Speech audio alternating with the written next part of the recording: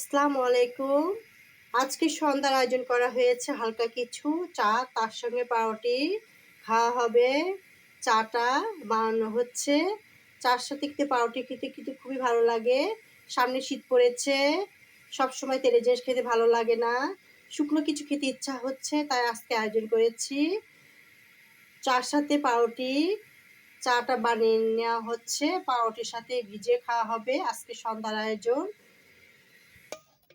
সন্ধ্যার সময় গরম গরম একটা চা পেলে আর কোনো কিছুই লাগে না। চার সঙ্গে পাউরুটিটা খাওয়া হবে, খুবই ভালো লাগবে।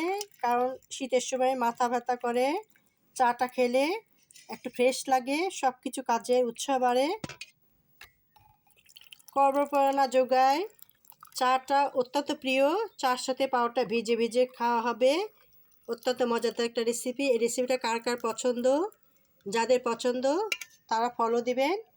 যারা ফেসবুক থেকে দেখছেন তারা ফলো দিবেন। যারা ইউটিউব থেকে দেখছেন তারা সাবস্ক্রাইব করে বেল বাটন অন করবেন। পরবর্তী নোটিফিকেশন ভিডিও যাতে আপনাদের কাছে পৌঁছায়, আপনারা যদি আমাদের ভিডিওগুলো দেখতে পান। লাইক চা দিই, 1 কাপ চা দিই, পাউরুটি দিয়ে খাওয়া হবে, ভিজিয়ে ভিজিয়ে খাবো। অত্যন্ত মজাদার একটা রেসিপি। রেসিপিটা যদি ভালো লেগে থাকে অবশ্যই লাইক কমেন্ট করবেন। আপনাদেরকে আন্তরিক শুভেচ্ছা ভালোবাসা রইল। আল্লাহ হাফেজ।